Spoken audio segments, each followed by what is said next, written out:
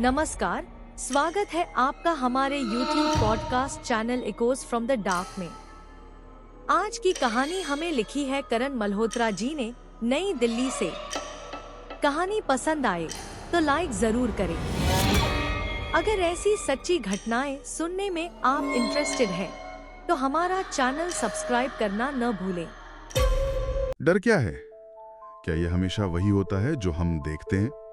कोई परछाई या अंधेरे में कोई चेहरा, या फिर कभी कभी जो हम देख नहीं पाते वो कहीं ज्यादा डरावना होता है, बस एक आवाज जिसका कोई शरीर ना हो। आज की हमारी चर्चा एक ऐसे ही अनुभव पर है। हमें नई दिल्ली से करण मल्होत्रा का एक लेटर मिला है। 21 साल के हैं और उनकी कहानी काफी अजीब है। पर हम सिर्फ उनकी कहानी नहीं सुनेंगे।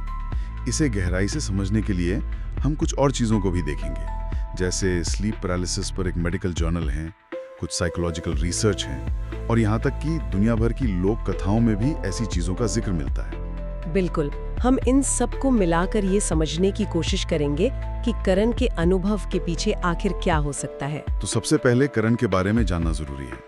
वो अपने पेरेंट्स के इकलौते बेटे हैं। उन्हें अकेलेपन से कभी कोई दिक्कत नहीं हुई, बल्कि वो इसे एंजॉय करते हैं।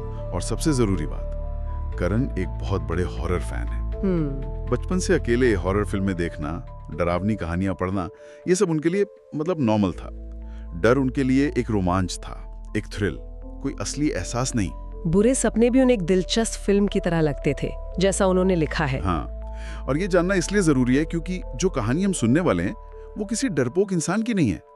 तो सवाल यह है कि एक ऐसे इंसान के साथ ऐसा क्या हुआ कि वो हमें ये लेटर लिखने पर मजबूर हो गया। चलिए इस गुत्थी को सुलझाते हैं।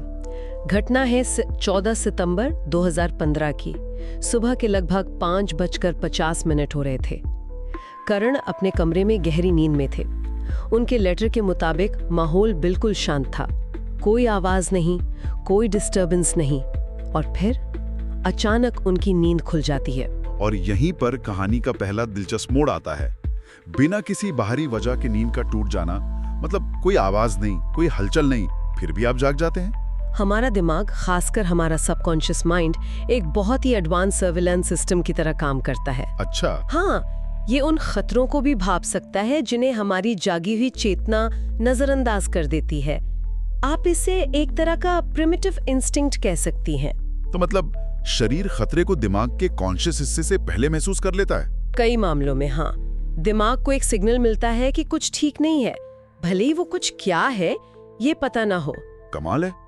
करण भी समझ नहीं पाए कि उनकी नींद क्यों टूटी।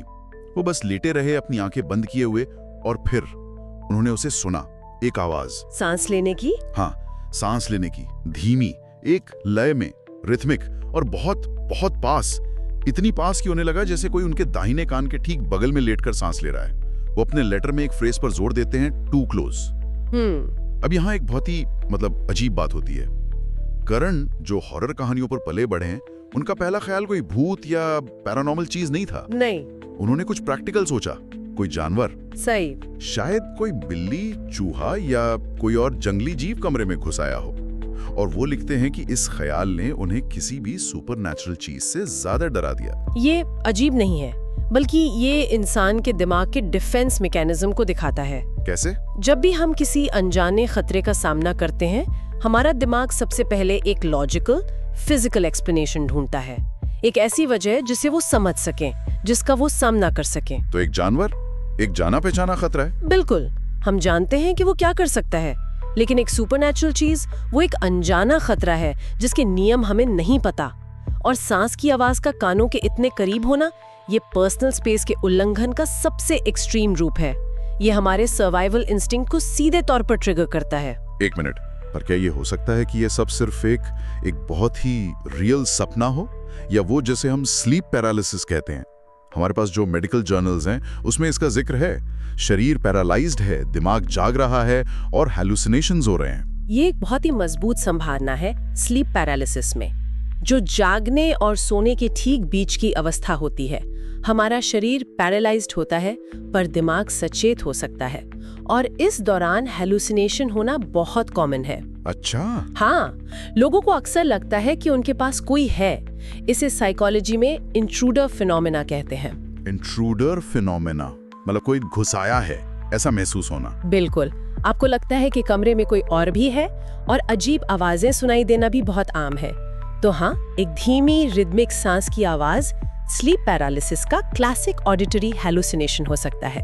तो फिर मामला सुलझ गया, ये स्लीप पैरालिसिस था। इतनी जल्दी नहीं।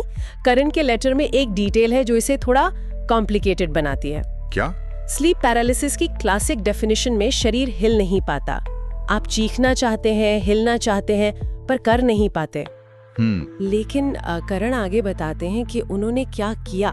वो डर के मारे हिले नहीं, लेकिन वो हिल सकते थे। उन्होंने बहुत धीरे से बिना सिर घुमाए अपना हाथ तकिए के दूसरी तरफ रखे फोन तक बढ़ाया। वो फिजिकली पैरालाइज नहीं थे। तो या तो ये स्लीप पैरालिसिस का एक बहुत ही एटिपिकल केस था या फिर कुछ और। मतलब पहली और उलझ गई। वो डर से कांप रहे थे, उनका दिल जोर जोर से धड़क रहा था। उन्होंने फोन उठाया और कांपते हाथों से उसकी फ्लैशलाइट ऑन कर दी और वहां कुछ भी नहीं था। कोई जानवर नहीं, कोई परछाई नहीं, कोई हलचल नहीं। कमरा बिल्कुल खाली था। हाँ, लेकिन और ये कहानी का सबसे डरावना हिस्सा है, लाइट जलने के बावजूद सांस लेने की वो आवाज बंद नहीं हुई। वो वैसी ही स्थिर, वैसी ही रिदमिक और कान के उतनी ही पास से आ रही थी। करण लिखते हैं, That was the moment I felt something I almost never feel. Fear. डर। हाँ, वो कहते हैं कि ये पैनिक या शॉक नहीं था, ये गहरी रेंगने वाली बेचैनी थी। A deep creeping unease। और यहीं पर असली डर का मनोविज्ञान काम करता है। इसे कॉग्निटिव डिसोनेंस कहते हैं। ये एक ऐसी मानसिक स्थिति है जब आपके दो विश्वास या आपकी इंद्रियों से मिली जानकारी एक दूसरे से टकराती है। तो मतलब असली डर उस अनदेखी चीज में नहीं, बल्कि हमारे अपने दिमाग के कंफ्यूजन में छिपा है। एग्जैक्टली। करण की आंखें कह रही थी, यहाँ कुछ नहीं है, तुम सुरक्षित हो। और उसके कान कह रहे थे, खतरा ठीक तुम्हारे बगल में है। और उनके दिमाग इस पहेली को सॉल्व नहीं कर पा रहा था। बिल्कुल। और जब हम अपनी ही इंद्रियों पर भरोसा नहीं कर पाते, तो वो डर का सबसे शुद्ध और भयानक रूप होता है। ये किसी बाहरी दुश्मन से लड़ने जैसा नहीं है, ये अपनी ही रियलिटी के टूटने का डर है। तो क्या ये एक तरह का ऑडिटरी हेलुसिनेशन हो सकता है जो स्लीप पैरालिसिस से अलग हो? हमारी रिसर्च में हाइप्नोगॉजिक और हाइप्नोपॉम्पिक हेलुसिनेशन का जिक्र है। हाँ, ये भी एक मजबूत थ्योरी है। हिप्नोपॉम्पिक हेलुसिनेशंस वो होते हैं जो नींद से जागते समय होते हैं। ये बहुत ज्यादा रियल महसूस होते हैं और इन्हें सपने से अलग करना मतलब लगभग नामुमकिन होता है। अच्छा। अक्सर तनाव, नींद की कमी या रूटीन में बदलाव से ये हो सकते हैं। करण की कहानी में ये बिल्कुल फिट बैठता है क्योंकि वो अभी नींद से जागे थे। The timing is perfect. तो ये बताता है कि क्यों वो आवाज इतनी रियल थी और क्यों लाइट जलाने पे भी बंद नहीं हुई। हाँ, क्योंकि उसका स्रोत बाहरी दुनिया में था ही नहीं, वो उनके दिमाग के अंदर था। लेकिन करण अपने लेटर में 100% श्योर हैं कि वो सपना नहीं था। वो लिखते हैं, I am 100% sure it was not a dream. वो कहते हैं कि वो पूरी तरह जागे हुए थे। और यही इन अनुभवों की सबसे डरावनी खासियत है। जो इन्हें अनुभव करता है उसके लिए ये 100% रियल होते हैं। हमारा दिमाग ही तो हमारे लिए रियलिटी बनाता है। अगर वो हमें कुछ सुना रहा है तो हमारे लिए वही सच है। सपने और हैलुसिनेशन के बीच की लाइन बहुत धुंधली होती है। इस एहसास के बाद करण ने क्या किया? उन्होंने फ्लैशलाइट बंद कर दी। खुद को ये समझाने की कोशिश की कि ये सब उनकी कल्पना है, शायद कोई वहम। लेकिन सांस की आवाज वो जारी रही, वो बंद नहीं हुई। नहीं। आखिर में जब कुछ समझ नहीं आया तो उन्होंने अपना सिर तकिए के नीचे छिपा लिया और जबरदस्ती सोने की कोशिश की। जब वो बाद में सुबह उठे तो कमरे में सब कुछ ठीक वैसा ही था जैसा होना चाहिए। मेज पर रखी पानी की बोतल, फोन की पोजीशन, कमरे के पर्दे, कुछ भी अपनी जगह से हिला नहीं था। नहीं, सब कुछ परफेक्टली नॉर्मल था। और सुबह कमरे का जस का तस मिलना इस अनुभव को और भी ज्यादा परेशान करने वाला बना देता है। क्यों? क्योंकि कोई फिजिकल सबूत नहीं है, ये सिर्फ उनकी यादों में है। It's an unfalsifiable experience. मतलब? जिसे ना साबित कर सकते हैं ना झुटला सकते हैं। बिल्कुल। और अक्सर सबसे डरावनी घटनाएं वही होती हैं जो कोई सबूत नहीं छोड़ती सिवाय यादों के। ये हमें हमारी तीसरी रिसर्च की तरफ ले जाता है, लोक कथाएं। दुनिया भर की कहानियों में ऐसे प्राणियों का जिक्र है जो दिखते नहीं, सिर्फ महसूस होते हैं या सुनाई देते हैं, जैसे जिन या इनक्यूबस। यहाँ एक बहुत दिलचस्प कनेक्शन है। कई संस्कृतियों में नींद के दौरान महसूस होने वाली बुरी शक्तियों को इनक्यूबस या जिन का नाम दिया गया है, जो छाती पर बैठ जाते हैं, सांस लेना मुश्किल कर देते हैं। ये स्लीप पैरालिसिस के लक्षणों से काफी मिलता जुलता है। सही बात है। और आवाजों को अक्सर आत्माओं या स्पिरिट से जोड़ा जाता है। ये दिखाता है कि इंसान सदियों से ऐसे अनजाने अनुभवों को समझने और नाम देने की कोशिश कर रहा है। मतलब जब साइंस के पास जवाब नहीं होता तो माइथोलॉजी और फोकलोर उस खाली जगह को भरते हैं। हाँ, ये हमारे पूर्वजों का तरीका था उस कॉग्निटिव डिसोनेंस से डील करने का।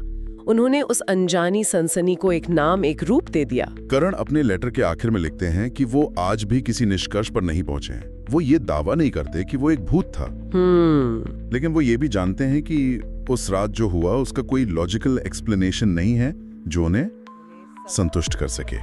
और यही बात, ये अनसुलझा रहस्य उन्हें आज भी सबसे ज्यादा डराता है। बिल्कुल। और अंत में करण की कहानी का असली डर इस बात में नहीं है कि उनके कमरे में कोई था या नहीं। असली डर उस अनिश्चितता में है। क्या ये स्लीप पैरालिसिस था, एक हेलुसिनेशन था, या कुछ और? ये कहानी इंसान के जानने की सीमाओं के बारे में है। The limits of human perception. हम अपनी इंद्रियों पर भरोसा करके अपनी दुनिया को समझते हैं, पर क्या हो जब एक इंद्री दूसरे को काट दे? करण की कहानी का डर अनदेखे का नहीं, बल्कि अनजाने का है। The fear of the unknown. Karan अपने लेटर की आखिरी लाइनों में एक बहुत बहुत गहरी बात लिखते हैं। Some things don't need to be seen to be real. They only need to be heard. मतलब कुछ चीजों को सच होने के लिए दिखने की जरूरत नहीं होती। उनका सिर्फ सुनाई देना ही काफी है। ये हमें एक सवाल के साथ छोड़ जाता है।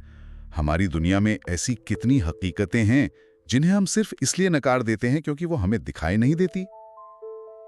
और क्या होगा अगर कभी हमारे साथ भी ऐसा हो, कोई ऐसी आवाज सुनाई दे जिसका कोई स्रोत ना हो? ये कहानी सुनने के लिए बहुत बहुत धन्यवाद। अगर आप भी हमारे साथ अपना एक्सपीरियंस शेयर करना चाहते हैं तो लिख भेजिए हमें अपनी कहानी। हमारा ईमेल आईडी है echoesfromthedark.official@gmail.com। आपकी कहानी का इंतजार रहेगा। फिर मिलते हैं अगले एपिसोड में। चैनल को सब्सक्राइब करना ना भूलें।